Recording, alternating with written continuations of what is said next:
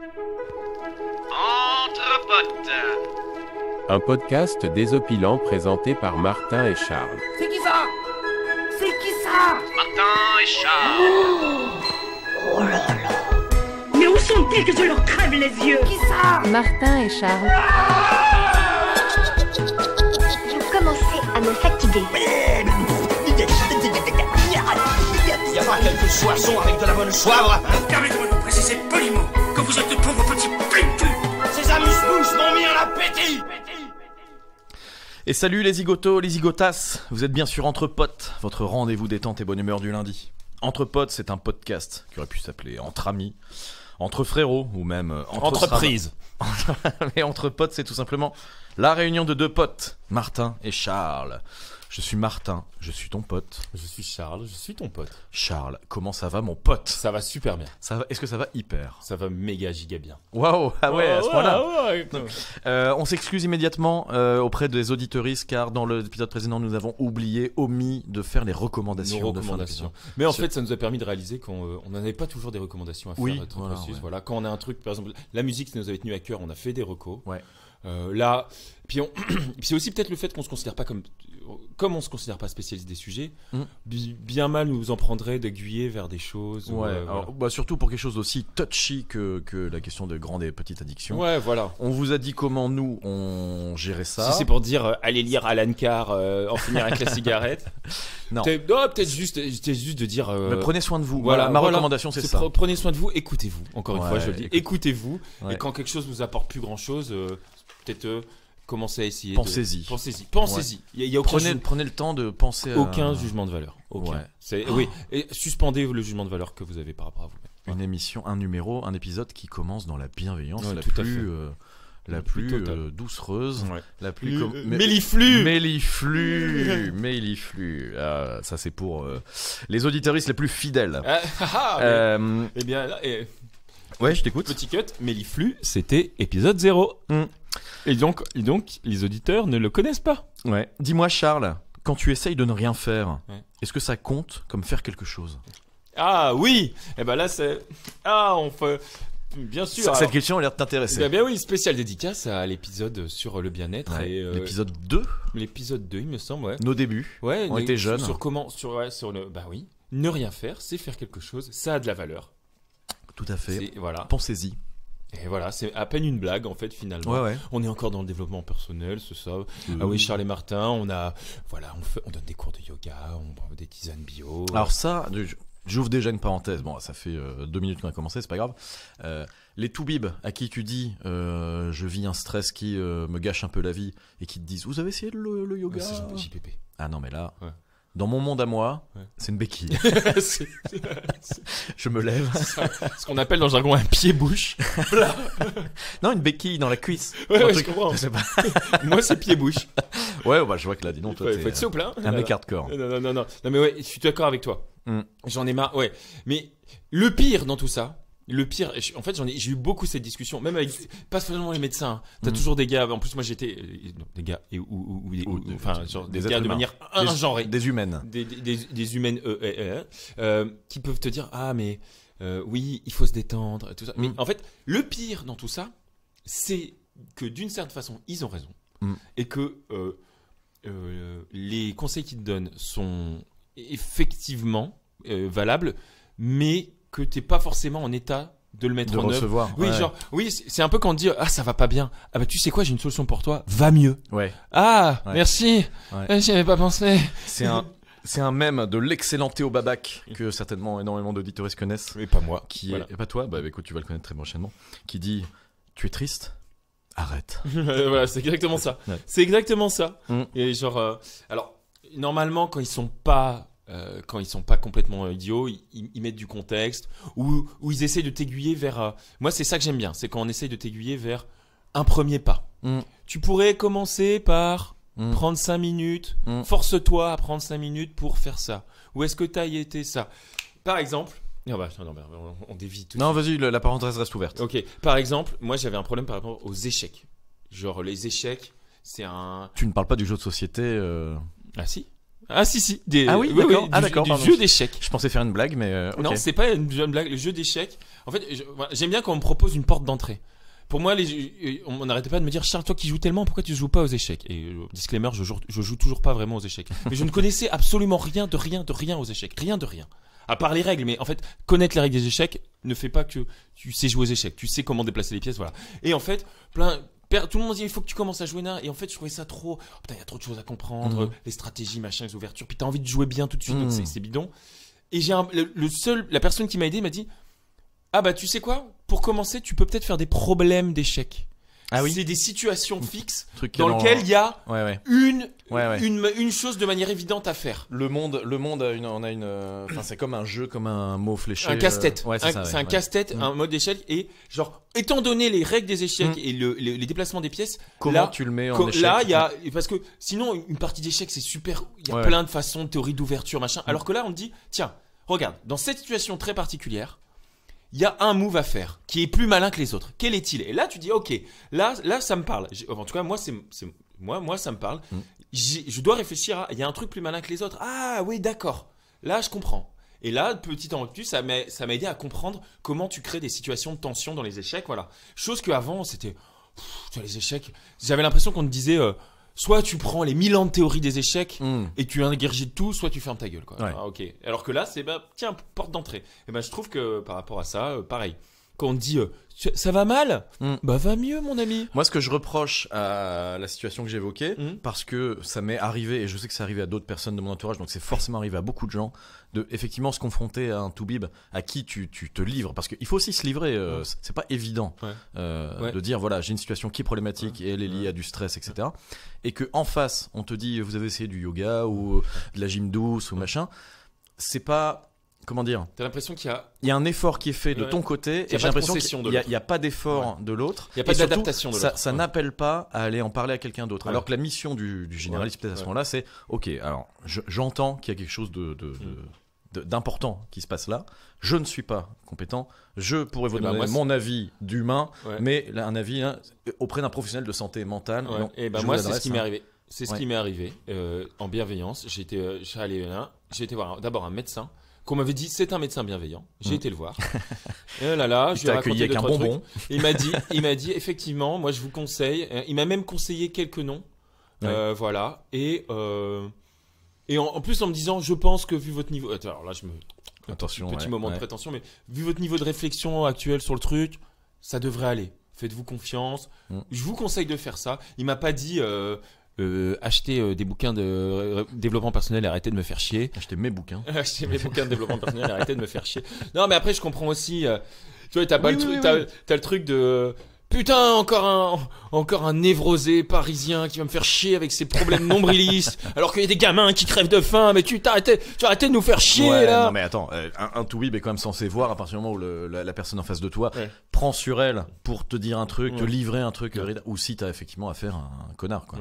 Mais non, mais de manière générale, voilà. Mais pourquoi on disait ça, je sais même plus. Je sais plus, on débriefait du précédent épisode. Bon, c'est la tété d'accueil. La tété d'accueil. Voilà, c'est cadeau. C'est comme ça régale. Si t'en veux, y en a. Cette expression vient de nulle part, mais il faut savoir qu'on a un petit tableau sur lequel on a écrit le déroulé du podcast tel qu'on l'entend, et l'introduction s'appelle la tété d'accueil. Bref, on joue. Allez, feu. Alors, Charlie Charlot. Le rigolo, le zigoto, j'ai dans la main ce livre. Peux-tu dire ce que tu vois aux auditoristes? Le Guinness World Records des 2022. J'ai le livre des records du monde, le fameux Guinness Book, tel qu'on l'appelle par son petit nom. En ma possession, donc ce sont les records 2022. Donc te la joue pas à dire oh ouais, mais moi j'étais sur la version 2023. Pas du tout. On va partir sur la rubrique Curieux Talent. Donc ce sont évidemment des records du monde farfelus, insolites. Ce sont des records du monde. Ok, donc je te demande vraiment de te mettre en situation de choses extraordinaires. Alors alors petite question, est-ce qu'il va falloir que je devine un ordre d'idées, l'ordre de grandeur du record? Bah oui, le record en question. Ah non, j'étais parti sur le. Ah non, ça demanderait plus de préparation Ouais. pour ta deuxième préparation. Ça fera peut-être l'objet d'un petit jeu nouveau. Là, je vais te demander un ordre De grandeur du des record. records en question. Ok. On va partir sur le record du monde des ricochets. Je vais te demander dans la catégorie ricochet de me dire le record que Kurt Steiner, Yes. qui est américain, d'accord, donc il détient un record qui est celui du plus de rebonds consécutifs d'une pierre sur l'eau, ce qui est la définition du ricochet, d'accord. Combien, à ton avis, Combien de rebonds a-t-il réussi à exécuter? Je pense qu'on est facile.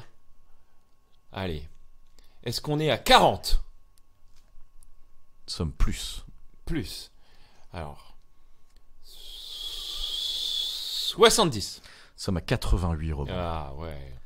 Attention, il est américain. Donc C'est des rebonds américains. c'est des rebonds américains. Ah ouais.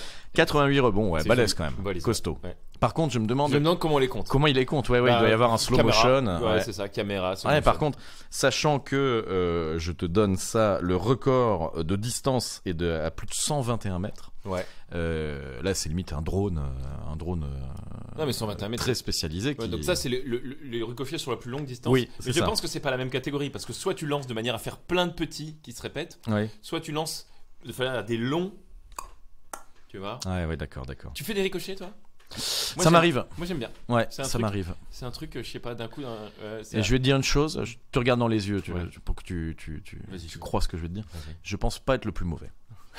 Je ne suis pas du niveau de Kurt Steiner, mais, Mais tu le taquines. ouais, je suis clairement pas le plus mauvais. Ok. Le record du plus long maintien en équilibre sur le menton d'une tronçonneuse. C'est James D.J. Rawlings, un grand breton, Est-ce qu'elle était en marche ? qui a maintenu une tronçonneuse sur son menton. Non, Ok. elle n'était pas en marche. C'est genre un truc de championnat de bûcheron, machin. C'était peut-être. quelle nationalité ? Anglais. Ah, c'est pas un Canadien, quoi. Non, J'aurais bien aimé. je te demande une durée durée. exprimée en minutes. En minutes. Sur le menton. Ouais, sur le menton. Alors, Alors, c'est on est lourd, dans- c'est lourd une C'est tronçonneuse. lourd, mais Ouais. on est dans un record du monde. On est dans un record du monde. On est quelque chose. Alors, c'est. Moi, l'ordre de grandeur de base, je dirais c'est l'heure. Et maintenant, il faut que je sache si c'est beaucoup, si c'est plus ou si c'est moins. Je vais dire 90 minutes. Et là, c'est 13 minutes. 13 minutes. Et Je cinq- suis tellement à côté. Et Combien de kilos une tronçonneuse ? alors, je ne sais pas, j'ai pas l'info. Ah, mais je suis si Mais mort. c'est également, donc, notre ami James D.J. Rawlings est également détenteur du record du monde de maintien en équilibre d'une batte de baseball sur le menton. Ouais. Et là, par contre, il est à 2h30 minutes. Ouais, ok. Donc là, il est plus. Ouais, ok. Ça doit être sacrément lourd, une Ça tronçonneuse. va être le poids. Ok, Ouais. d'accord. Le plus, alors, nouveau record fou. Le plus de marches consécutives montées en faisant du hula hoop. Parce qu'il y a des juges officiels qui se déplacent quand même.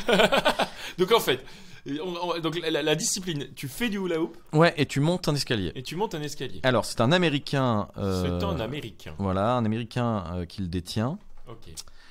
Il a battu le record le 25 mai 2022 à Albany, de l'État de New York. Ok. Combien de marches a-t-il réussi à Alors, grimper? Il faut que je me renseigne sur le plus haut bâtiment d'Albanie. Alors, j'ai aucune idée. Alors, savoir si c'est. Alors après, il était peut-être sur une machine qui simulait des marches. hein. Ah, ouais, ok, là, ça fake tout. Je vais dire une. Oh là Parle là là. bien de près de ton micro. s'il te Ouais, plaît. qu'est-ce que je peux dire là-dessus Combien de marches? On dit en nombre de marches. Ouais. 150. Non, il a Plus. monté 734 marches. Oh là là. C'était. C'est beaucoup. Ouais. La plus longue. On bascule. Ouais. On bascule dans la violence ultime. Vas-y. La plus longue distance parcourue en 24 heures en poussant une tondeuse. Ce record a été battu les 22 et 23 juin 2022 par un Anglais, Andy Maxfield. Grosso modo, les Anglais et les Américains sont les détenteurs de Et alors, tous en les gros, c'est records quoi les plus- il court ou il marche? Non, il marche. Il marche et Ouais. il pousse une tondeuse. Oui, en fait, il a fait plusieurs fois le tour d'un terrain de D'un foot. terrain, Ouais, ok. ouais. Bon, alors, ok. Exprimé en kilomètres. En kilomètres, Mm. en 24 heures. Durée, non, la durée est illimitée. C'est juste qu'il a battu le record du monde et il en avait marre et il a arrêté. Il n'y a pas de durée minimum. D'accord, il n'y a pas de durée minimum. Combien de kilomètres il a poussé en poussant une tondeuse? Oh là là. 200. Alors, j'ai le. Non, 92, c'est déjà beaucoup. Ouais. Il a mis 5 jours pour battre son record. Ah, parce que vraiment, ça freine comme ça. Ah, il a passé 5 jours à pousser sa tente. 5 jours, 8 heures et 36 minutes. Sans s'arrêter. Bah ouais. C'est absolument. Ah ouais, s'il dingue. s'arrête, attends, c'est facile à battre. Ouais, c'est comme un débile. Ça s'arrêtait, Charles.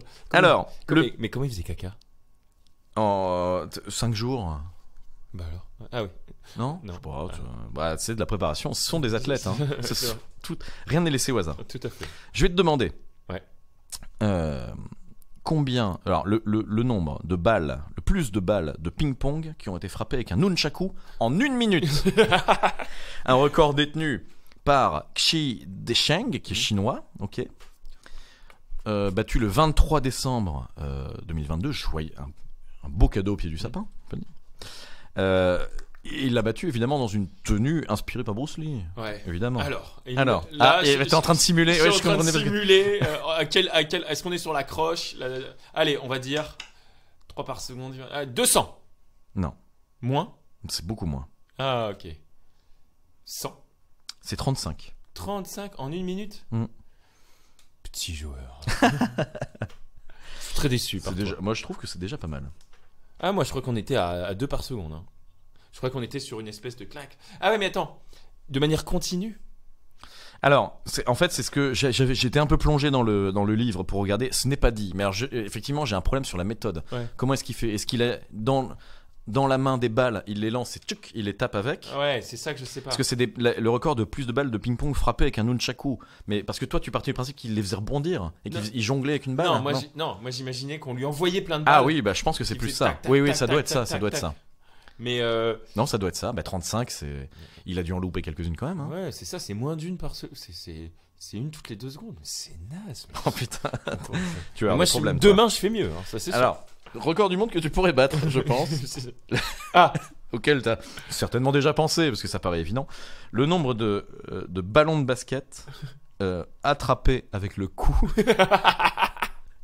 consécutivement. Ça doit être quand le premier qui tombe, bah ça met. donc attends, donc on te lance un On- match. Et hop, tu dois le coincer avec ton cou. Ok. Alors- Alors, en combien de temps? Ah non. Mais, non, c'est justement ça. Il n'y a pas de consécutif. temps parce que ouais, c'est consécutif. Ah ouais, mais là pareil, j'ai aucune idée. Si c'était avec un temps, j'aurais pu faire une estimation.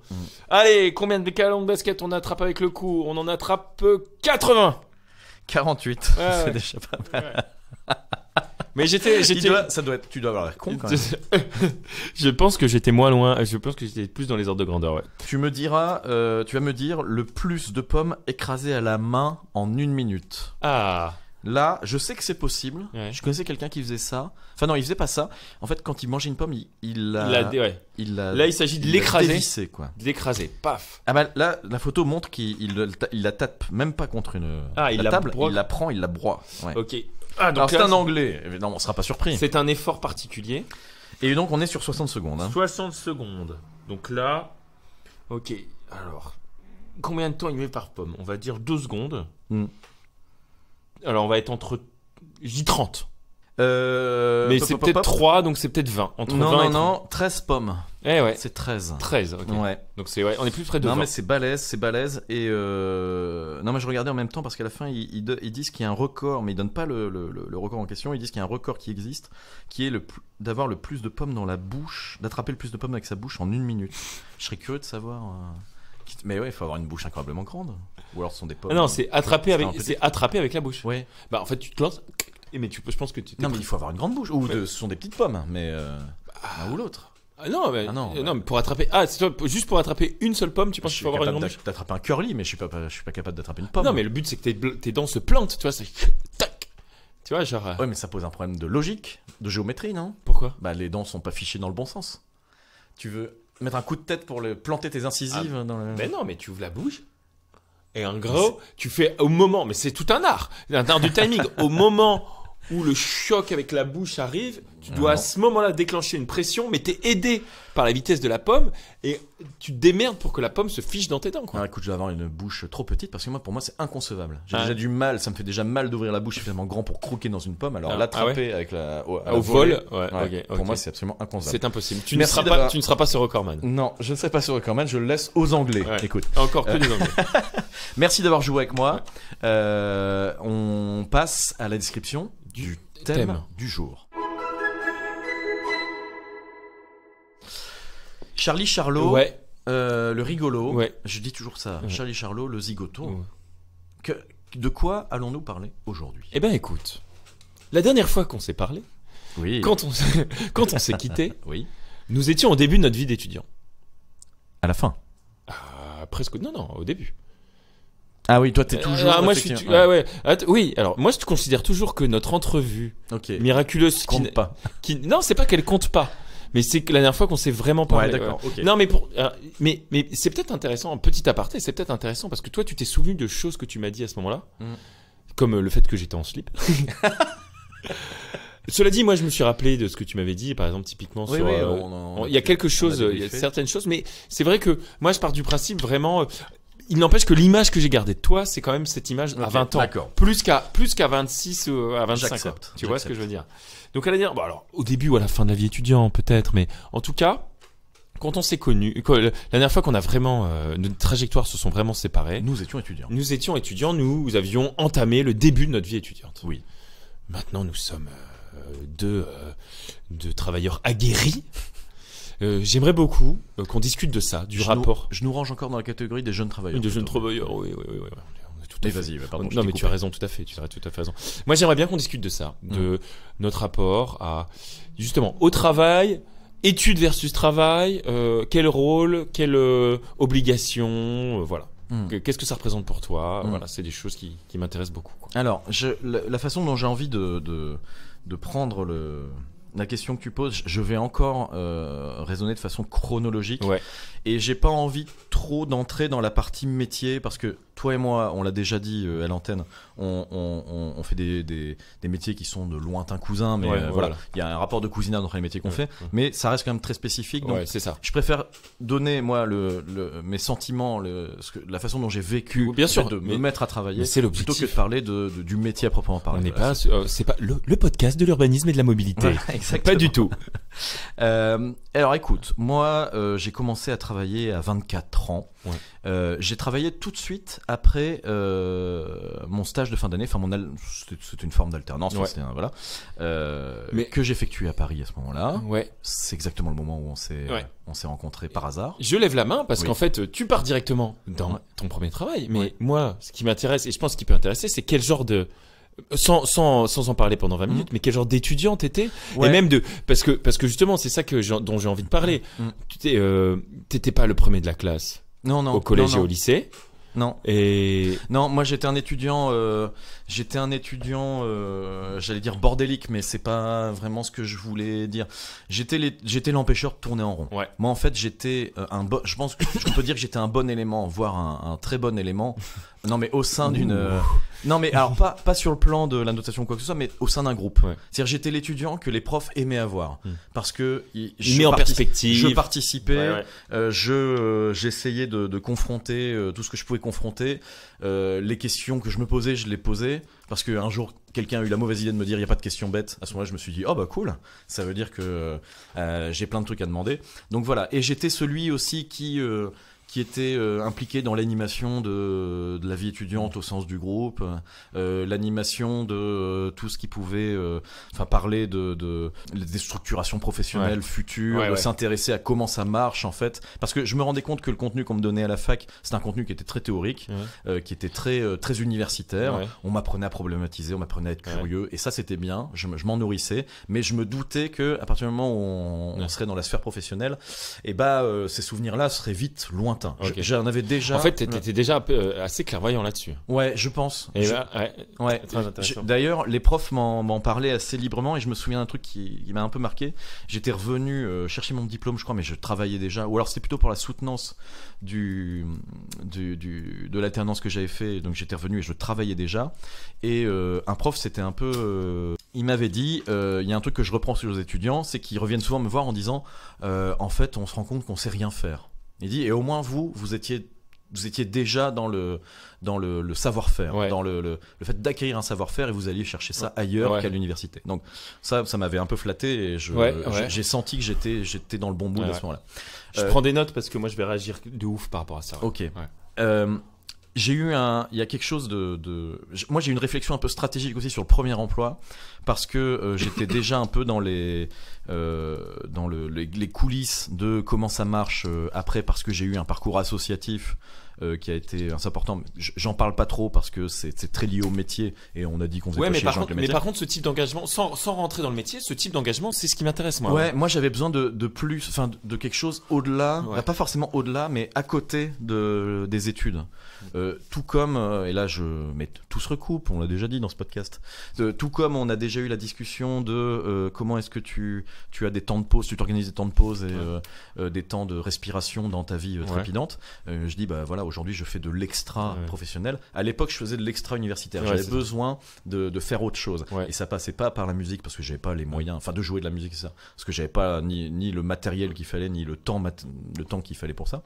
Donc je faisais autre chose et je faisais des choses plus en lien avec le métier qui serait le mien. Voilà, c'est ça. Mais en fait tu étais un paradis. Enfin, en gros, c'est super surprenant et on en parlera après. Mais tu étais dans le parangon de ce qu'on attend d'un étudiant, qu'il ait sa vie étudiante. Alors peut-être un peu plus scolaire que tu l'étais, mais en même temps que sur le reste, sur son temps libre, il soit périscolaire, associatif, en train de travailler sa vie professionnelle. Donc c'est super, tu vois, genre, et moi je trouve ça ouf en tant que tu aies déjà développé ça à ce moment-là. Bah moi en fait ça m'intéressait vachement. J'ai toujours eu un engagement politique sans qu'il soit forcément nécessairement encarté ou quoi que ce soit. Ça, un engagement défini. Quoi. Un engagement, c'est ça. Ouais. Et puis sans avoir envie de donner mon avis sur des sujets pour lesquels je savais que j'étais trop jeune pour les maîtriser ou quoi que ce soit, j'avais encore envie de m'investir et de voir autre chose. Voilà.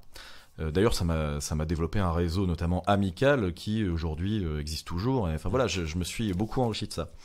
Et ce que je voulais dire, c'est que j'avais donc un peu conscience que le premier emploi serait quelque chose qui serait pas aussi facile à trouver que ce qu'on nous laissait entendre à la fac, parce que je savais qu'on était beaucoup de gens dans le domaine qui allaient sortir, en fait, qui allaient sortir diplômés exactement au même moment, c'est-à-dire à la fin du stage, des soutenances, pof, tout le monde est sur le marché de l'emploi, donc il y a une espèce d'embouteillage comme ça. J'avais réfléchi à ça. Et là, on est vraiment au moment où on se rencontre par hasard. Là, on est vraiment dans ce truc-là. Et je me suis dit, moi, je vais postuler pendant mon alternance. Je me suis dit, dès le mois de juin, je recense toutes les annonces et je réponds à tout. Et bingo, j'ai postulé à ce qui allait être mon premier emploi, donc dans une mairie d'une ville moyenne en Bretagne. Donc ça allait devenir mon premier emploi. On peut la nommer. On peut la nommer, c'est la ville de Fougères, que je salue. Je pensais à Fougères. Tout à fait. 20 000 habitants, je le sais bien parce que on était justement sur la bascule. Est-ce qu'on est un peu plus que 20 000 ou un peu moins de 20 000 et ça changeait pas mal de dotations. Enfin bref, là je rentre dans le métier, je veux pas. Et donc j'ai postulé au mois de juillet et boum, je suis pris. Ils me disent vous commencez je m'en souviens très bien, le 16 août. Et je leur dis ok, je ne serai pas encore diplômé, mais vous en faites pas, le diplôme je l'aurai. Ah bon bah ok, let's go. Hop. Et donc me voilà toujours étudiant en poste et mais bon voilà, stratégiquement ça m'a permis de me rendre compte. Là pour le moment tu t'es un peu dans le cliché du je dis ça en tout bien, enfin juste pour te taquiner un peu, mais c'est en mode on est sur un podcast éco Forbes alors oui, objectif millionnaire. Voilà, c'est ça. Non, pas du tout. C'était au contraire, c'était plutôt un truc filou, un truc de FDP, de filou de parisien, parce que j'étais parisien à ce moment-là. Voilà, vu que je réagis en timeline, je m'arrête là, comme ça toi ça te permet d'embrayer et puis après je parlerai éventuellement de la suite. Alors OK, trop bien, parce que effectivement, alors moi c'est l'histoire inverse. C'est absolument l'histoire inverse. Moi, je suis un premier de la classe. Je suis un éternel premier de la classe, au moins jusqu'au bac, que j'ai eu avec une note très élevée. J'arrive, mais sans avoir du tout. Si, alors, j'hésitais aussi à faire les mêmes études que toi. D'ailleurs, on a failli se croiser, et ne serait-ce que par amitié, mais en même temps par goût, j'ai failli faire les mêmes. Et puis j'ai eu ce truc, on dit non, mais les très bons élèves, ils doivent faire une prépa. Voilà, c'est comme ça, c'est la vie. Si, il y avait un côté déjà, je trouve, la vie est une garce. Ça va pas être facile, hein. Ça va pas être facile, hein. Si tu veux du boulot, il faut être dans l'élite. Et l'élite, c'est les gens qui font une prépa. Bon, ok, on va faire une prépa. Alors, moi, j'étais pas littéraire. Je me considérais pas comme littéraire à l'époque. J'avais fait une prépa scientifique. J'ai fait une prépa. J'ai fait un bac scientifique. J'ai fait une prépa scientifique. Je me suis Alors, très rapidement, je me suis rendu compte que j'aimais pas particulièrement ce que je faisais, mais c'était ce que je devais faire. J'ai eu un peu de mal en prépa quand même. Je suis passé du prince de Carvin au pouilleux de Lille, quoi. Genre, non mais il y a un peu de ça, tu vois. Genre, je le dis en rigolant. C'est comme tout le monde qui passe en prépa d'une moyenne de 19 à 6 de moyenne, parce que c'est comme ça, parce qu'on t'apprend à prendre cher et tout. Il n'empêche qu'à côté de ça, je vis ma meilleure vie sociale. Très bizarrement. Et pour plein de gens, la prépa, c'était la privation absolue. Pour moi, c'était la libération. J'étais enfin plus chez moi. J'avais un carcan familial un peu autoritaire. Et là, maintenant, j'étais libre. Je faisais la teuf. Vraiment, j'ai beaucoup aimé. Et du coup, à ce moment-là, j'ai fait beaucoup de temps sur les amis, les temps libres, la vie sentimentale aussi. Il a fallu que je bosse, mais je bossais de manière scolaire. Moi, j'ai toujours été quelqu'un de très scolaire. Et puis d'ailleurs, mes bonnes notes ont toujours été des notes scolaires, au final.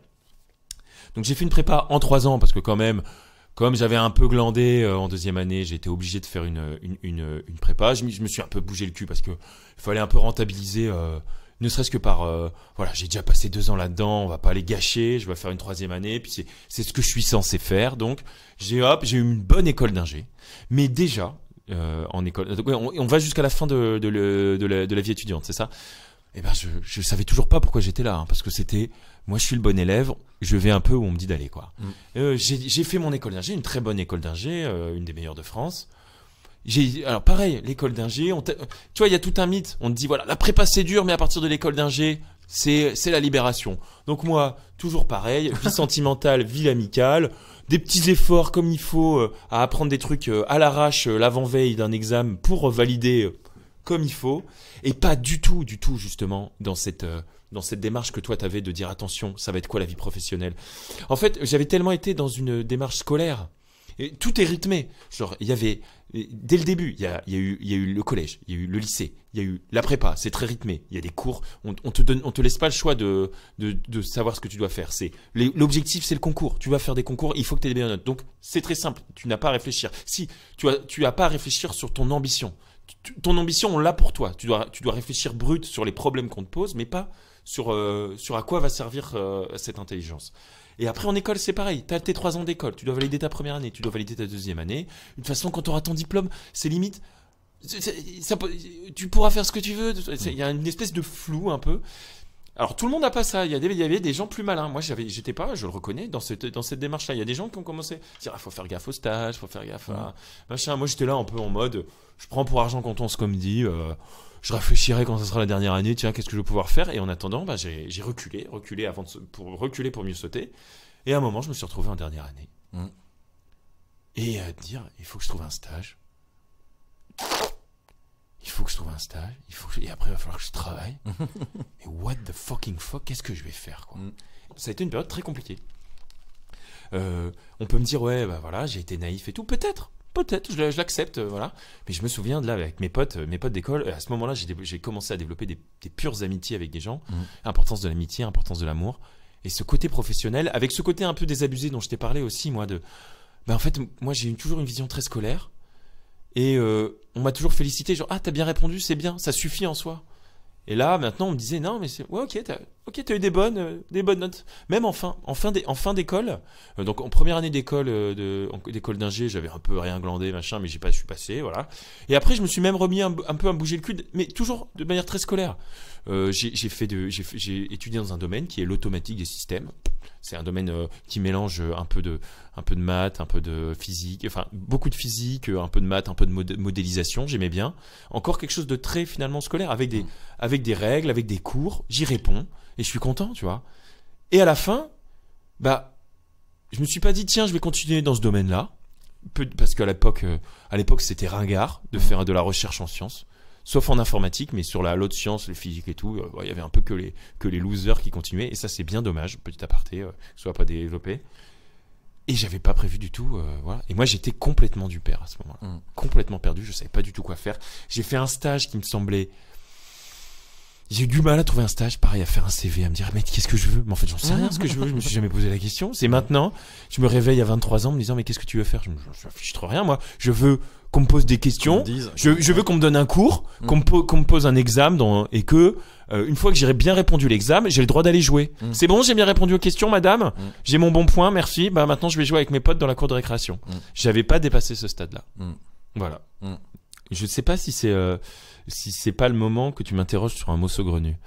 Ah oui, on l'a pas fait. Je pense pas qu'on l'a fait. Caramba. Allez, on part sur une définition de l'extrême. Jingle.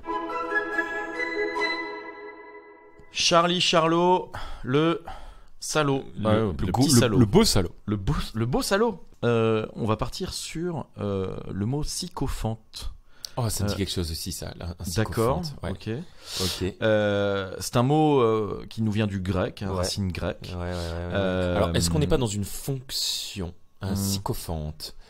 Ça m'évoque. Alors, je sais pas pourquoi, ça m'évoque. Attention, alerte geek. Ça m'évoque une carte magique, une créature d'une carte magique. Et du coup, je me demande si c'est pas une fonction. La fonction de quelqu'un dans une librairie, dans une bibliothèque. Non. Là, tu t'égares. Ok. Tu t'égares, ce n'est ni une créature, ni la fonction de quelqu'un. Ouais. Alors, on parle d'un comportement. Je crois que c'est dans l'épisode précédent, on est déjà sur ce registre-là. Alors, on parle d'un comportement humain. D'accord, ok. Voilà. La Fontaine, l'employé. Ouais. Je peux te dire ça.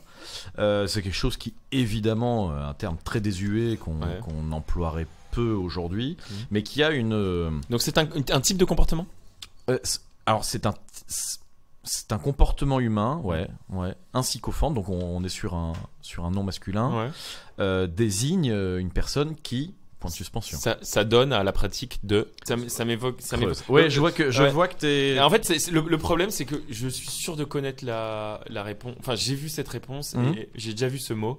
Et du coup, ça me biaise. Je vais essayer de faire abstraction de mon intuition qui est fausse. Après, voilà. Ne cherche pas quelque chose de particulièrement précis, d'accord. Un sycophante. Un sycophante, c'est pas un animal exotique qui vit en Amérique du Sud. Ok. Non, un sycophante, c'est. Alors, est-ce que ça désigne tu m'as dit ça désigne les êtres humains? Oui, tout à fait. Comportement humain. Est-ce que c'est un mode de déplacement, une façon de non, un comportement. Ça n'a rien à voir avec les cadavres. Non. Ok. Non, mais arrête, quitte cette carte magique. C'est exactement. Mais on va aller la chercher après. Je vais aller la fact-checker directement. Alors, le sycophante. Qu'est-ce qu'un fucking sycophante? Alors, est-ce qu'il ment? Oui.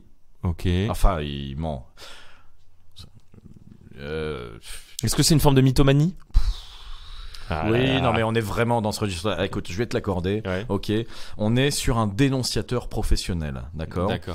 Oui, d'accord. Okay. Aujourd'hui, sycophante est appliqué à tous les délateurs. Ouais. Mais grosso modo, la définition, c'est un dénonciateur professionnel qui assignait en justice des citoyens riches afin d'obtenir une part de leurs biens s'ils étaient condamnés. Voilà, c'est quelqu'un qui. C'est une fonction, donc du coup. C'est une vraie fonction. C'est une fonction. Aujourd'hui, ce mot peut s'employer au sens de personnage hypocrite, tout simplement. Mais à ce moment-là, on parlait vraiment de. C'est pour ça que la mythomanie était vraiment très proche. On se doute bien que le sycophante dénonçait à tour de bras sur des éléments pas forcément vrais. Il a fact-checké. Ouais. Mais alors, et tu vois, genre, il y avait effectivement une carte qui s'appelait le sycophante phyrexian. Ah bon, voyons, quelle mémoire. Là, voilà. Et à savoir, elle s'appelle en anglais le Phyrexian Denouncer. Les dénonciateurs phyrexians. Et donc, si j'avais connu le nom anglais, j'aurais pu trouver, mais je ne l'avais pas. Bravo. Et surtout, tu n'avais pas vérifié à l'époque. Non, pas du tout, ouais. Je me suis dit, non, c'était pas une époque où l'étymologie était si importante que ça. Ouais. Alors que maintenant, n'empêche que t'as une sacrée mémoire. Ouais. Mais tu vois, et du coup, c'est une carte absolument horrible qui représente une créature hideuse. Oui, et donc, une espèce de tortue squelette. Et du coup, j'étais sur. Et il a une espèce d'oiseau qui va bientôt y passer dans les mains. Et du coup, j'étais sur un comportement, je sais pas, cannibale. Ok. Et voilà. Bien joué. Mais non, bien joué de rien du tout. J'ai pas trouvé. Parce que tu t'es tellement approché que tu touchais de la pulpe des doigts la définition. Ouais, mais toujours avec ton aide, bien sûr. Évidemment. C'est un travaillant. Je suis là pour t'aider. Mais c'est parce que tu es mon pote. Je suis ton pote. Je suis Martin, je suis ton pote. On retourne sur notre terme. Sur nos lieux de travail. Jingle.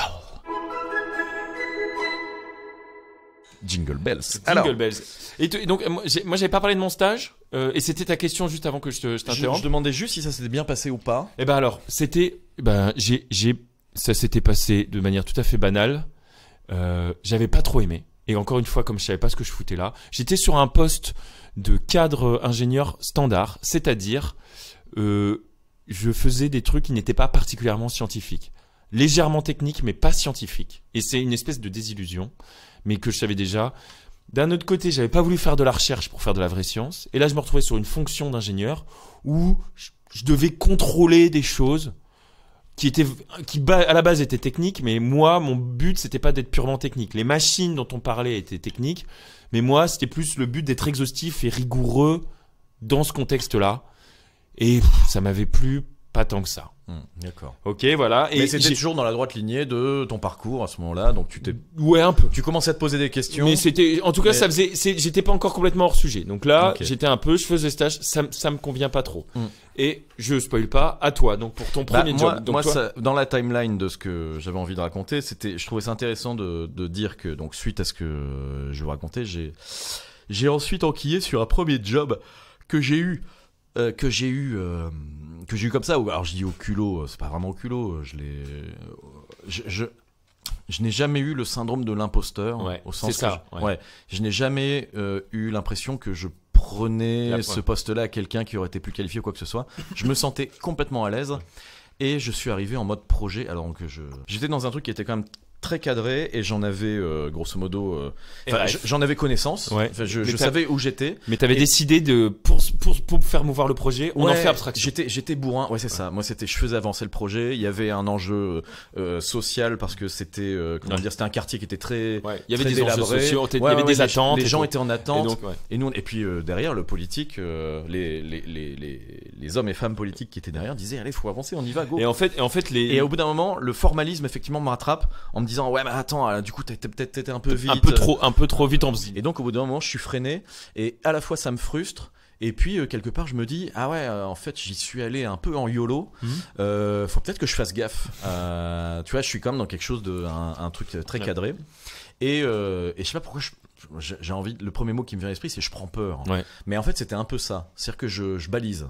T'as eu peur a posteriori. Ouais, j'ai eu Après peur a l'action. posteriori. Je me suis dit merde, ça se trouve il y a des gens qui vont m'en vouloir. J'ai fait de la merde. Je vais. Ouais. Ah, je me dis pas j'ai fait de la merde. Ouais, Je non. me dis ça se trouve il y a des gens qui vont m'en vouloir d'avoir été trop vite ou et puis en fait je réinterroge un peu tout ce que j'ai fait. Et en fait finalement c'est comme ça que je l'ai expliqué à ce moment-là. Il y a le directeur général des services auprès de qui je suis très proche parce que c'est un mec qui réfléchit à 100 à l'heure. Et je vais vers cet homme et j'ai une conversation qui m'a marqué. Je lui dis pour la première fois j'ai regardé dans le rétroviseur. Ouais, je lui dis jusque là j'étais dans une voiture Ouais. qui allait tout droit.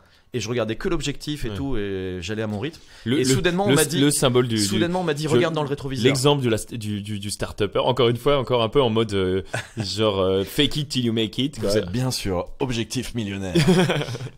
Et il me dit, eh bah, tu sais quoi, t'arraches le rétro.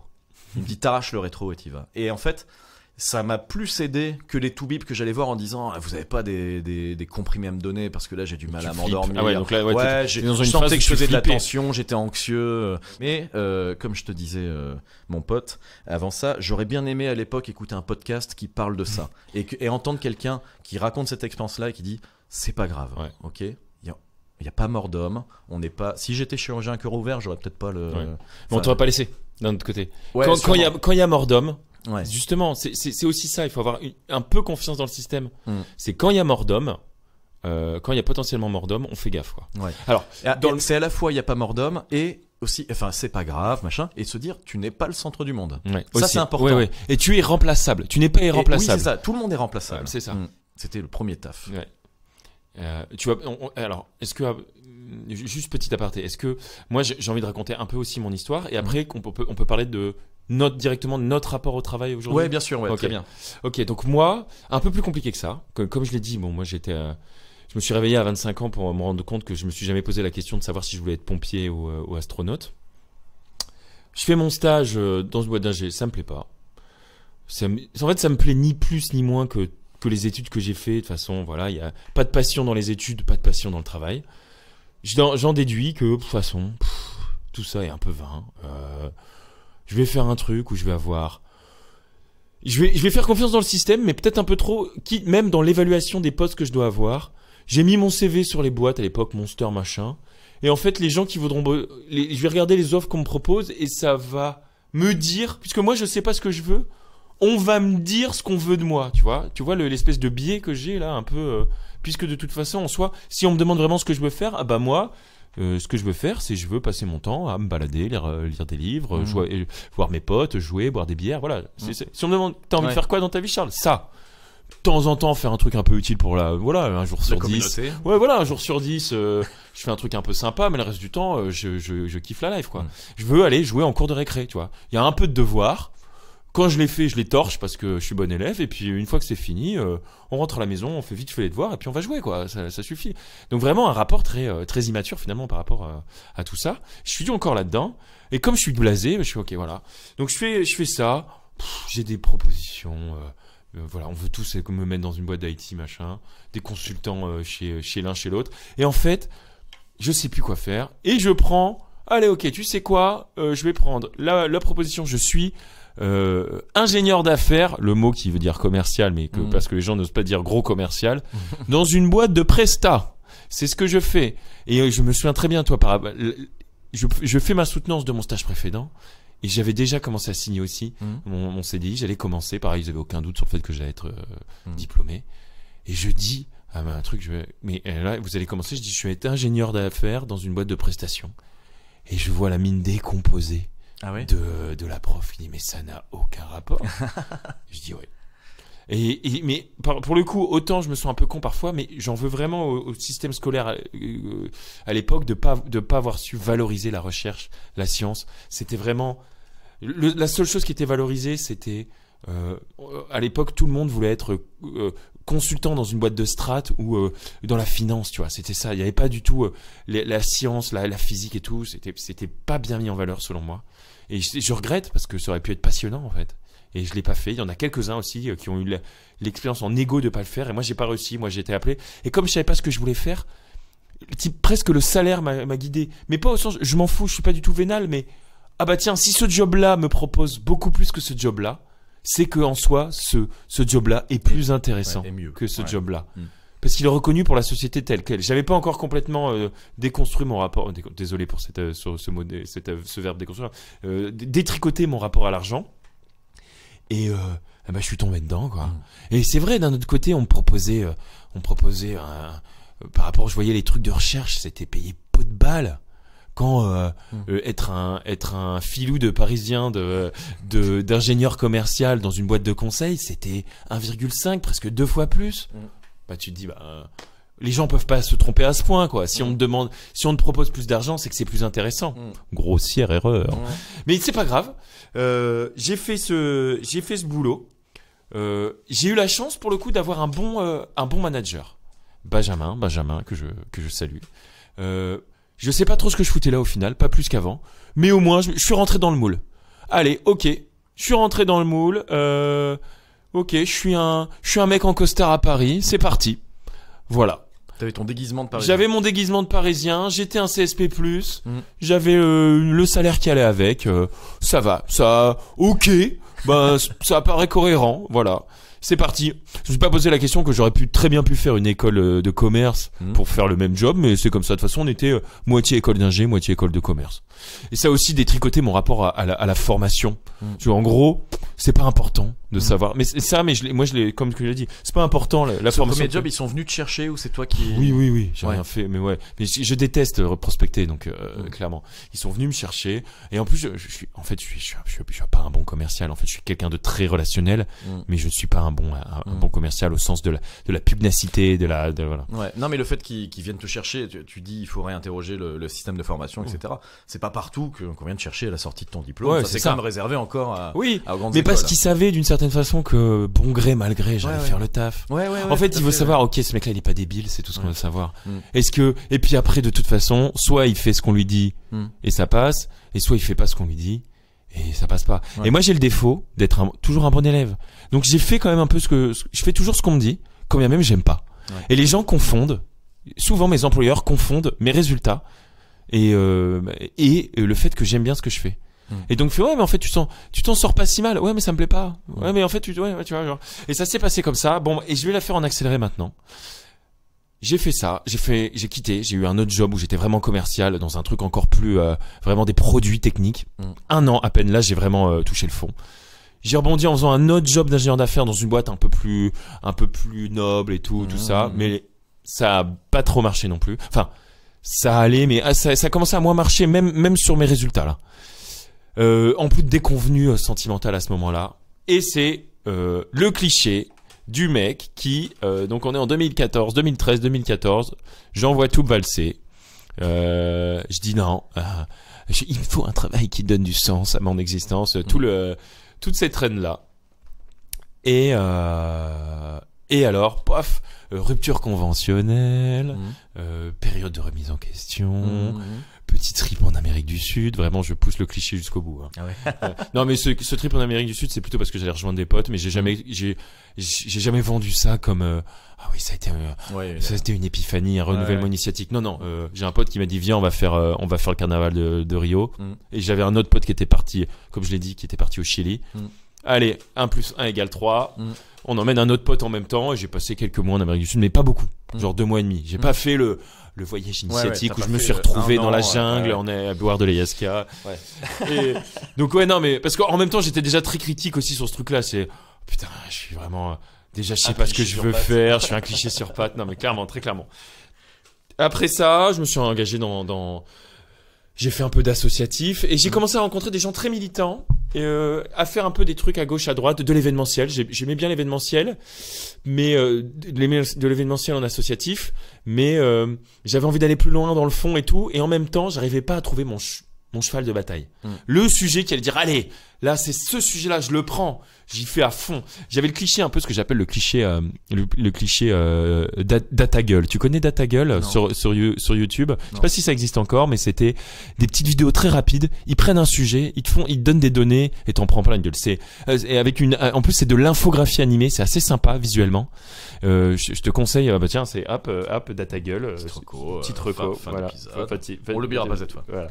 Et en gros, en 5 minutes, t'as des effets sur un phénomène et à chaque fois tu te dis putain un truc de ouf quoi. Genre n'importe quoi. Le lobby des médicaments, le franc CFA, les pesticides dans l'agroalimentaire, un tel fonctionnement à Bruxelles, le pétrole et l'automobile. Enfin vraiment. Et le problème de ça, c'est qu'à chaque fois que tu fais un data gueule, tu dis ah putain mais ça c'est vraiment un truc de malade. Ça mérite vraiment qu'on s'y truc. Puis hop, tu changes de sujet. Non, ça c'est vraiment un truc de ouf. Faut vraiment faire ça. Hop, un autre sujet. Putain, j'étais dans le faux. C'est vraiment le féminisme, enfin genre les impacts du féminisme sur ça c'est inacceptable. Il faut vraiment bosser là-dessus. Et en gros, là j'étais sur une asso qui était pas sur un fond, mais sur de la mise en discussion et plein de débats sur plein de thèmes. Et à chaque fois, j'étais là genre ah non mais c'est ça qu'il faut faire. Et pareil, pas d'épiphanie. Enfin, je milite là-dedans. Et à un moment, je dis allez hop. Et j'ai construit ça, genre j'ai commencé à travailler finalement par opportunité grâce à mon ami qui est toujours là et avec qui je bosse, mon cher Ghislain. Ah oui, je fais quand même un petit master de socio. Pour m'occuper pendant 1 an, j'ai fait le filou de philosophe. J'ai fait un sociologie du travail et des organisations, donc en plus c'était un peu en lien avec l'asso dans laquelle j'étais à l'époque. Je sais que je fais ça pour m'occuper et en même temps pour essayer de donner du sens, je vais arrêter ce mot, mais essayer de trouver un semblant de cohérence à ce que je fais. Ça marche un peu et j'obtiens mon master, donc j'ai le petite info que tu n'avais pas, je suis diplômé d'un M2 de sociologie. D'accord. Voilà.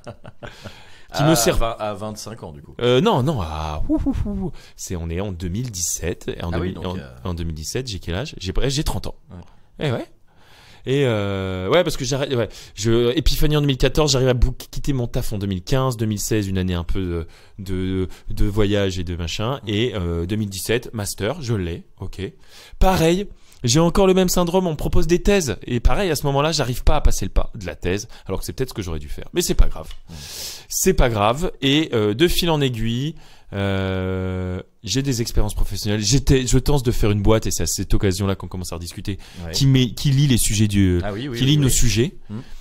Bon, bah, comme je te l'ai dit, j'ai réalisé que, à l'inverse de toi, mais ça se voit dans le comportement que tu as développé avant, je suis pas un bon entrepreneur.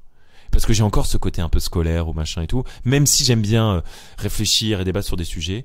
Et ben à l'heure actuelle, j'ai réussi à trouver, j'en suis plutôt satisfait, j'ai réussi à trouver un poste qui me convient et c'est peut-être sur une transition toute trouvée pour te laisser parler sur ton rapport au travail à l'heure actuelle et la place que ça prend. Ouais, en conclusion de ce que tu dis, donc grosso modo, c'est 10 ans après avoir commencé à travailler que j'ai fait ce travail que toi t'avais peut-être fait tout de suite. Ben non, c'est ça. Tu vois, tu vois, de dire, mais en fait, j'ai mis beaucoup de temps, alors que je me suis dit, mais les gens qui sont plus en difficulté scolaire, ils doivent se poser la question plutôt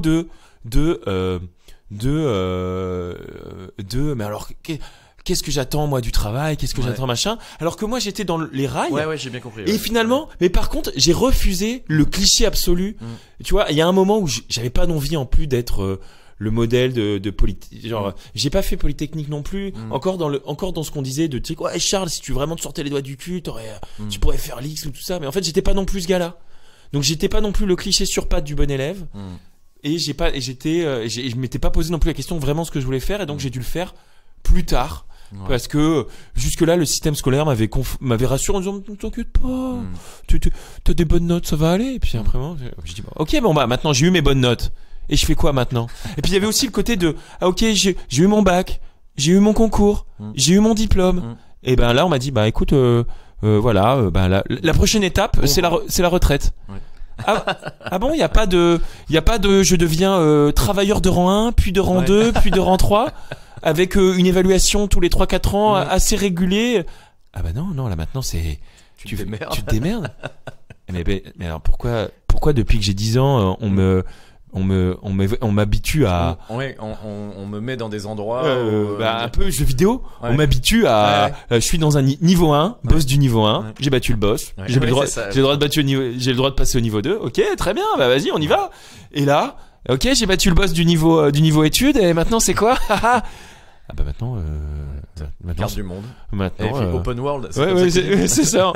Maintenant tu te démerdes mon gars. Alors c'est un peu faux parce que j'ai aussi refusé justement parce que j'étais dans cette truc les cabinets de conseil qui sont beaucoup comme ça. Tu es junior.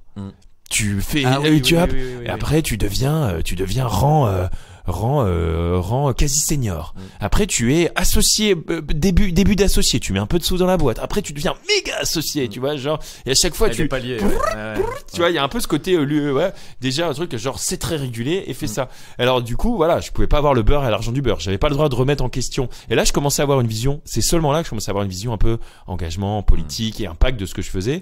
Et j'ai mis du temps, désolé hein. Non, mais tu vois, mais j'étais un peu là, genre, mais putain, mais pourquoi tout le système scolaire m'a appris à être sur des rails, et là maintenant on dit, y a plus de rails. T'as fait ce que tu veux. Ah non, mais moi les gars, si je fais ce que je veux, j'arrête tout, je bois une bière, et puis je vais discuter avec mes potes, hein. Moi c'est ce que je préfère dans la vie, hein. Donc si arrêtez de me dire fais ce que je veux. Ce que je veux c'est pas travailler, tu vois, genre. Et j'ai toujours été avec là cette promesse de tu vas voir l'épanouissement au bout, l'épanouissement, ça va être le kiff de ouf, tu vois, tu vas faire partie Puis là genre OK, c'est maintenant ouais. C'est ça le kiff, c'est d'aller dans un boulot. Non, ça va pas du tout ça les gars. On m'a menti. Et voilà, et j'ai mis du temps. Voilà, et j'étais immature, j'étais débile. Et il y a des gens, voilà, qui étaient pas du tout adaptés au système scolaire et qui s'en sortent très bien. Et moi, j'ai dû mettre beaucoup de temps à faire ça. C'est un parcours comme un autre. Moi, ce que je trouve intéressant, on peut faire le lien avec, c'est qu'on met quand même un certain nombre d'années à s'adapter à la façon dont ça fonctionne. Ouais. Tu t'as plusieurs fois dit, toi t'avais un peu anticipé, toi t'avais anticipé. Oui, mais j'avais anticipé le monde du travail sans avoir les pieds dedans. Ouais. Donc je m'étais, on va dire que je l'avais appréhendé et que je m'en faisais une idée qui était, je pense au final assez correcte, mais pour autant je n'avais pas engrangé de l'expérience pro. Ouais. Donc c'est plus compliqué. J'ai eu beaucoup de chance moi dans mon parcours, enfin beaucoup de chance. Si, on peut dire ça, vu la conjoncture quand même de. Mais on disait la chance, ça se crée, tu vois. La chance, ça se crée, mais oui, non, mais voilà, tout à fait. J'ai eu grosso ton modo, positivisme. j'ai eu des enchaînements très très sympas. Ouais. Parce que j'ai voulu changer de région, j'ai pu changer de région.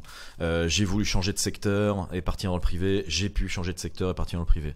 Après, j'ai voulu créer mon entreprise, j'ai pu créer mon entreprise, j'avais les dispositifs qui. Ah voilà, ça s'est très bien enchaîné. Ouais. Et tu vois, genre, juste pour le coup, pour pas être totalement injuste, heureusement qu'on est en France et qu'on est encore sur un système où le diplôme a de la valeur et est classiste, élitiste. Ouais. Moi, j'avais quand même eu le fait de faire un parcours élitiste. Ça m'a servi. Dans mon errance professionnelle, même s'il y a des recruteurs qui n'étaient pas dupes, je me suis déjà fait recadrer par un recruteur qui m'a dit là vous faites n'importe quoi avec votre parcours, machin, il faut mais sinon, de manière générale, j'ai eu la chance d'avoir un joker en me disant ok, j'ai une bonne bouille, une tête de gentil garçon de premier de la classe, je suis éloquent et j'ai un diplôme qui est reconnu.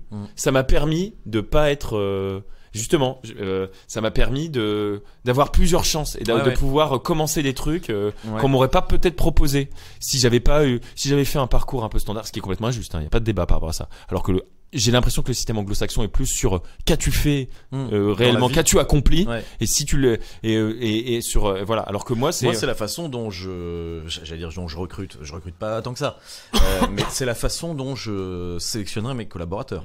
C'est de dire qu'as-tu fait. Ton diplôme, à moins qu'il ait une vraie pertinence et que à ce moment-là je m'y intéresse. À part ça, c'est plutôt une question d'attitude et de réalisation passée. Ouais. Mais là, on est vraiment sur un truc de podcast d'entrepreneur, dire c'est le mindset qui compte. Mais en fait, c'est surtout. Donc je me déteste un peu en disant ça. Ouais, mais de toute façon, on a bien vu que tu étais le modèle. Non, pas le Trump. Non, pas du tout le Trump. Plutôt la, comment ça s'appelle ça, la start-up. Tu es le parangon de la start-up nation. C'est genre, quand on veut, on peut.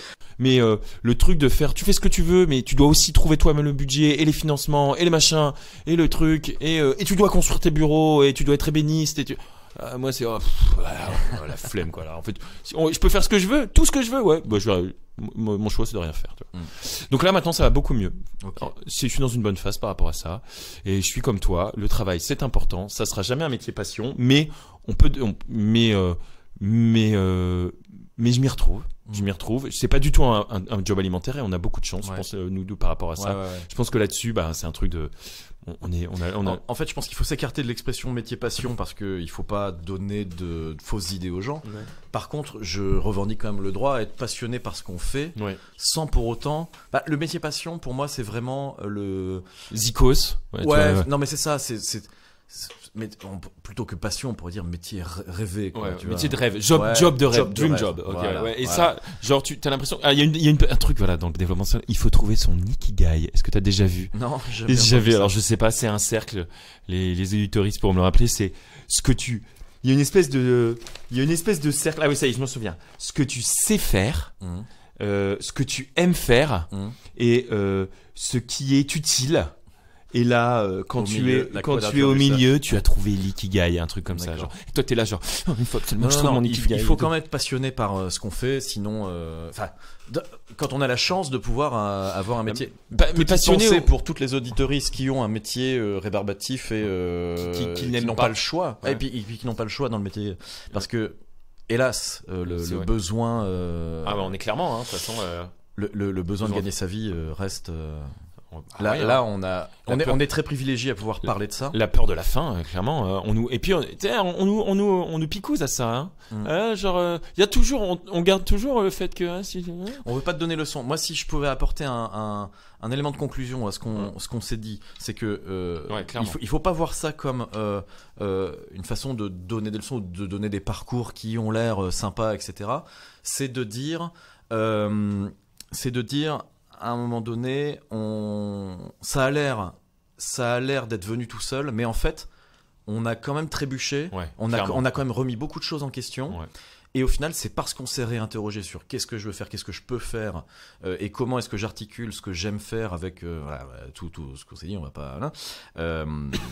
comment est-ce que je peux trouver une solution qui soit un bon équilibre. un bon équilibre, Ouais, voilà, et voilà, qui me ça sera permette bon, de... ouais. Et on a eu la chance, moi j'ai eu la chance d'être bien entouré, comme je t'ai dit. Ouais, aussi. mais alors, C'est- moi aussi, je dis merci à la vie. Ouais, je ne suis qu'amour. Ouais. Voilà, on a été hyper long, Ouais, mais c'est ça, ouais. Est-ce que ça va nous empêcher de jouer? Je te le demande. Je seulement. ne pense pas, non. Rien ne nous empêchera de jouer. Vous m'entendez? Rien du tout. Allez, jingle. On va jouer, on va jouer. Ok. On est parti sur du Florent Panini. Yes. Et cette fois-ci, on va essayer de mettre une forme de thématique. Ah d'accord. D'accord. Et je vais donc Florent Panini, il faut deviner des parodies de noms d'artistes et en chantant et en déformant les paroles. Je vais jouer un peu avec ma règle Ok. et j'espère que tu vas le comprendre. Je vais pas t'expliquer quelle liberté je donne par rapport à la règle originale du jeu. Je pense que tu vas la comprendre. D'accord, ok, super. Hâte d'entendre ça. Je vais rien te donner.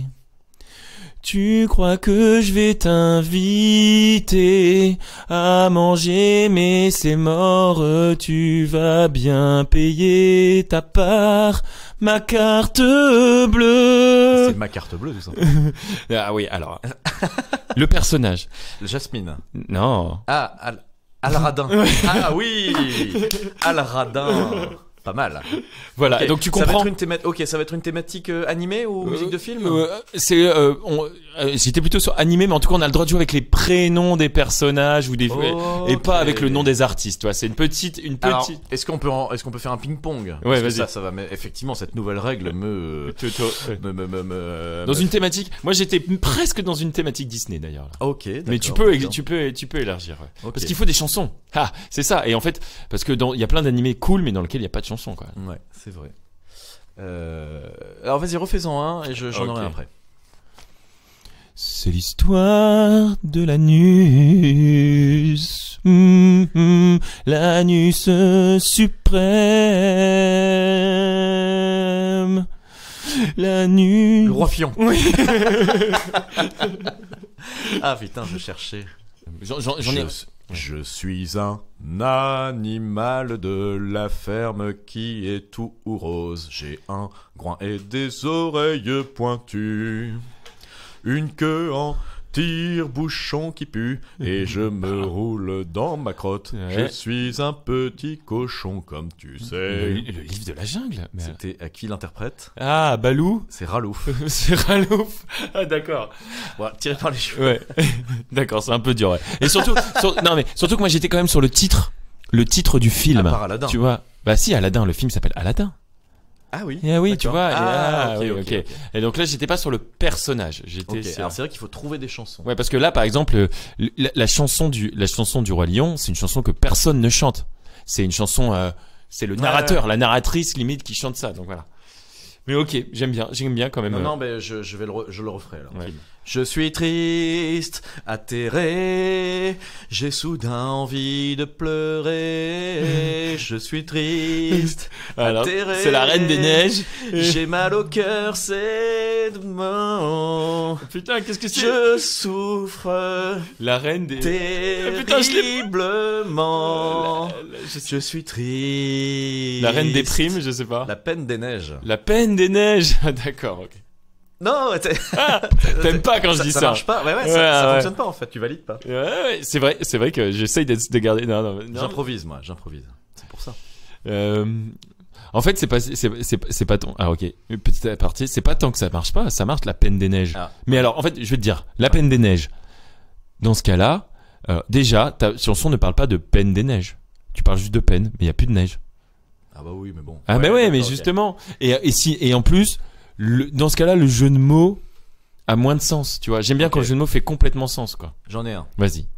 Et pour être heureux, un bon très peu heureux, il faut satisfaire. Alors, je le sais pas, mais là, je l'aime bien, celui-là. Le livre. Peu de Ouais, j'ai le air dur, qui nous prodigue. Le livre de quoi? Le livre de la... Le ivre de la Le jungle. livre de la jungle. Ça c'est... Ah voilà, là Elle est ça bien. j'aime ça. Le livre de la jungle. Ça j'aime beaucoup.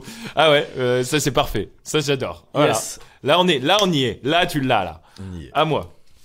T'en as? J'en ai un, toujours dans le même thème. Bande de bâtards, c'est quoi cette compo, putain? Vous avez pris que des persos agressifs, il va falloir que je joue un mec défensif. Putain, ça me fait chier, je vais devoir jouer ce perso tout claqué. Une armure, un bouclier, je fais des sorts de soins. Je suis... Paladin. Oui. Ah ouais, non, ouais, c'est... Petite référence de geek. Ouais, parce que Tu as trouvé, je suis assez j'ai fier. trouvé, Ouais. mais je me suis posé la question, j'ai mis du temps à répondre parce que je me suis demandé, est-ce que c'est la marche des éléphants du livre de la jungle ou est-ce que c'est Aladdin? Ouais. Mais non, c'était Prince Ali. C'était Prince Ali, oui, c'est bien lui. Ouais. Ali a... Et qu'est-ce qu'il dit d'ailleurs après? Ali Ababois. Ababois? Ouais, mais c'est son nom. Il a créé un nom info, genre c'est le prince d'accord, Ali ok. Ababois. Ah d'accord, ok. Et la caravane passe ou pas? Et ben ça c'est un mystère.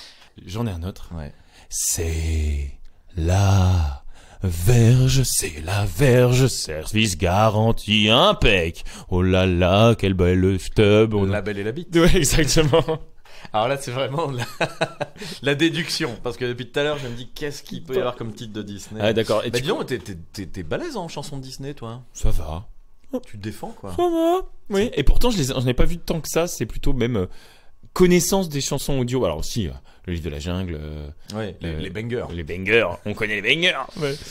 Ouais, mais c'est même pas tant en termes de mémoire, parce que les Disney, généralement, quand tu les entends une fois ou deux, ça suffit pour Ouais, c'est ça. les retenir, mais non, mais je sais pas, tes enfants regardent des Disney ou pas? Bah non, pas encore, pas du tout encore. On a essayé. Ils ne regardent pas les bagnoles. les bagnoles. Incapable de donner une chanson de. Je sais pas, de- j'ai pas, J'ai jamais vu les bagnoles. Mais ouais, non, bravo, parce que c'est... Ouais, faut connaître les airs de Disney. J'espère que les auditoristes se seront bien amusés à deviner en même temps que moi, que nous. Est-ce que je détruise leur enfance? Ouais, La Belle et la Bête, c'était pas mal. Bien joué. Et si on passait aux recommandations? C'est parti pour les Ça te recos. dit Allez, jingle. Recommandations sur... Alors, on a parlé du travail, du rapport au travail. Ouais. Est-ce que ça a éveillé des recommandations Bah, pour nos amis auditeurs? Je vais revenir sur ma reco tout à l'heure qui était plutôt, je sais pas si une recommandation, une non-recommandation, mais on était plutôt sur l'engagement et sur les sources d'engagement. Moi, je vais, bah d'ailleurs, en fait, je vais te dire que, ayant découvert que je serais jamais un passionné militant absolu dans mon travail, mais que je pouvais tourner quand même autour de ces environnements-là. Je vais vous conseiller du coup l'écoute de ce que je vous disais tout à l'heure pour se renseigner sur un sujet rapidement et de manière assez sympa. Ça s'appelle DataGueule. C'est sur YouTube. C'est, je crois que les premières saisons étant vraiment très rapides, puis après ils ont fait un autre modèle où ils faisaient une infographie, donc sur le modèle de 5 minutes, et l'interview de quelqu'un. Je sais plus où ça en est parce que ça fait quand même quelques temps que j'ai pas vu ça, mais c'est assez intéressant. Et attention au syndrome DataGueule qui est de trouver que tous les sujets sont intéressants et se disperser. Voilà, à un moment il faut trouver son cheval de bataille, mais c'est quand même très intéressant. D'accord, ok. Eh ben écoute, je connais pas du tout, donc j'irai voir. Moi, je voulais recommander. Je voulais faire le zozo là, à recommander un conte alors, parodique. Pas tant que ça, même si la parodie c'est une forme d'humour qui est éclairante. Mais un compte, on va plus dire plutôt troll sur LinkedIn. Alors j'allais recommander un compte LinkedIn quand même. C'est pas là, tu t'y attendais pas. Tu vas pas venir, si, parce que peut-être. Vas-y, c'est qui? Mais alors, le compte était au nom de Guillaume Dulaurier. Mais alors ça c'était en fait j'ai du mal à en parler parce que je viens de voir que son compte a été supprimé ou suspendu par LinkedIn. Donc c'était un mec en fait qui faisait des posts justement de troll sur tu vois je l'ai retrouvé un lien que j'avais envoyé à quelqu'un. Le titre de l'article c'était Bitcoin disruptif. Et donc voilà, c'était quelqu'un qui s'amusait à détourner les codes de LinkedIn et des comptes de motivation pour en faire des bêtises. Bon, il y en a plein d'autres. Il y a Objectif Quadrillionnaire sur Instagram qui fait le même délire. Je me demande si d'ailleurs c'est pas les mêmes gens. C'est c'est de la parodie sur tout ce que vous allez pouvoir voir en coach.